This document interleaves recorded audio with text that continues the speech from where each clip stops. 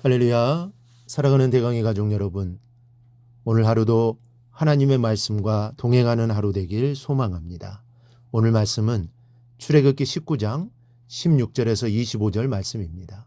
셋째 날 아침에 우레와 번개와 빽빽한 구름이 산 위에 있고 나팔 소리가 매우 크게 들리니 진중에 있는 모든 백성이 다 떨더라. 모세가 하나님을 맞으려고 백성을 거느리고 진에서 나오매 그들이 산 기슭에 서 있는데 시내산의 연기가 자욱하니 여호와께서 불 가운데서 거기 강림하심이라. 그 연기가 온기가마 연기같이 떠오르고 온 산이 크게 진동하며 나팔 소리가 점점 커질 때에 모세가 말한즉 하나님이 음성으로 대답하시더라. 여호와께서 시내산 곧 그 산 꼭대기에 강림하시고 모세를 그리로 부르시니 모세가 올라가매 여호와께서 모세에게 이르시되 내려가서 백성을 경고하라. 백성이 밀고 들어와 나 여호와에게로 와서 보려고 하다가 많이 죽을까 하노라. 또 여호와께서 가까이 하는 제사장들에게 그 몸을 성결히 하게 하라. 나 여호와가 그들을 칠까 하노라. 모세가 여호와께 아뢰되 주께서 우리에게 명령하여 이르시기를 산 주위에 경계를 세워 산을 거룩하게 하라 하셨사온즉 백성이 시내산에 오르지 못하리이다. 여호와께서 그에게 이르시되 가라. 너는 내려가서 아론과 함께 올라오고 제사장들과 백성에게는 경계를 넘어 나 여호와에게로 올라오지 못하게 하라. 내가 그들을 칠까 하노라. 모세가 백성에게 내려가서 그들에게 알리니라. 아멘. 하나님께서는 내가 너희를 만나겠다고 말씀하시면서 세 가지를 준비하라고 하셨습니다. 먼저는 성결케 하며 옷을 빨라고 명하셨습니다. 그리고 시내산 가까이 접근하지 말라고 하셨습니다. 또 하나 3일을 기다리고라고 하셨습니다. 드디어 하나님이 약속하신 채 3일이 되었습니다. 백성이 여호와를 맞을 준비를 하고 기다리고 있을 때 하나님께서 우레와 번개와 구름을 동반하여 시내산에 강림하셨습니다. 그때 천지를 흔드는 나팔 소리가 울리면서 백성이 심히 떨었다고 했습니다.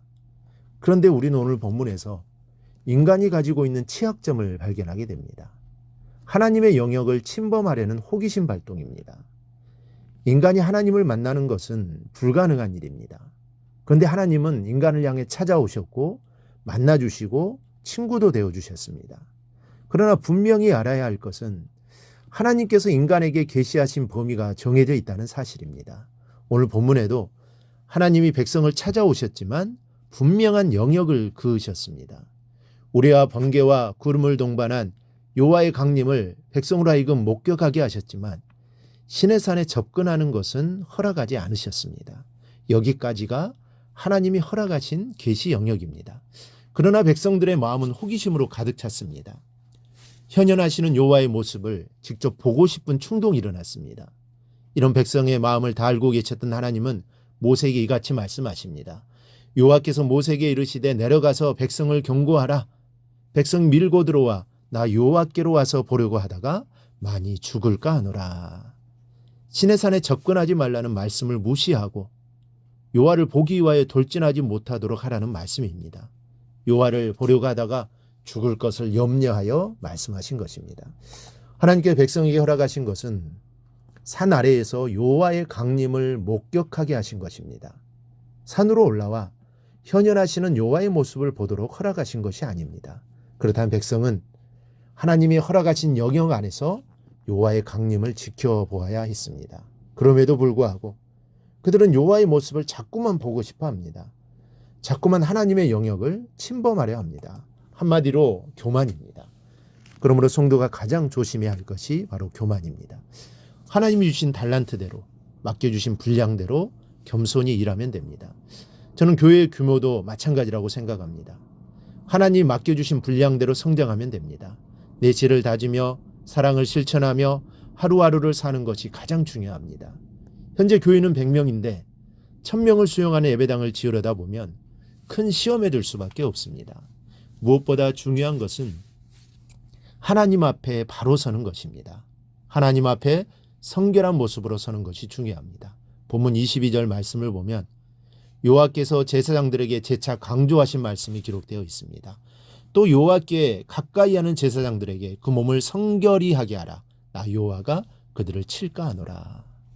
당시 제사장들은 누구보다도 깨끗하고 성결한 사람들이었습니다. 게다가 3일 전부터 마음을 성결케 하고 옷을 빨아 영적으로 단장한 사람들입니다. 그런 제사장들을 향해 하나님은 다시 한번 성결히 하라고 명하십니다. 공동 번역에는 야훼께서 가까이 올 사제들도 몸을 깨끗이 해야 한다.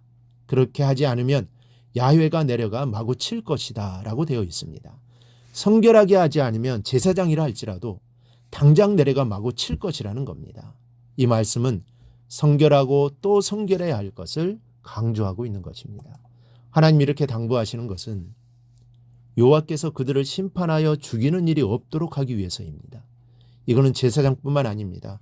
모든 백성도 마찬가지입니다. 24절에 여호와께서 그에게 이르시되 가라 너는 내려가서 아론과 함께 올라오고 제사장들과 백성에게는 경계를 넘어 나 여호와께로 올라오지 못하게 하라. 내가 그들을 칠까 하노라. 누구든지 죄를 성결케 하지 않고서는 여호와 앞에 설 수 없다는 것입니다. 하나님께서는 이미 시내산에 강림하시기 전에도 온 백성이 성결해야 한다고 말씀하셨습니다. 그리고 3일간 성결을 준비하게 하신 후에 강림하셨습니다. 그리고 지금 재차 성결하지 않으면 하나님이 돌격할 것이라고 경고해 주고 계십니다. 그리고 21절을 보면 여호와께서 모세에게 이르시되 내려가서 백성을 경고하라 그러셨습니다. 무엇을 가르쳐 주라는 것입니까? 너희가 하나님 앞에서 성결하게 서 있지 않으면 여호와가 칠 것이다 하는 것입니다. 이 시대를 불감증의 시대라고 말합니다.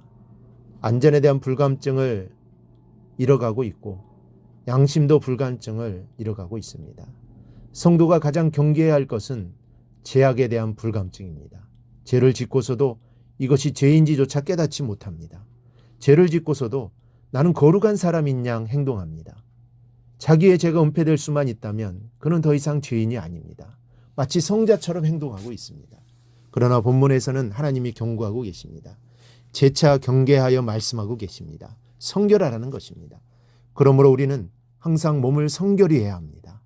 지금 성결하다고 해도 점검하고 또 점검하여 늘 성결한 마음을 가져야 할 것입니다. 이는 하나님의 명령이요 하나님은 성결한 사람을 만나주시는 분이시기 때문입니다. 그러므로 우리의 모든 죄를 털어놓고 성결하여 주님께 더 가까이 나아가는 성도가 되실 수 있기를 주님의 이름으로 축원합니다.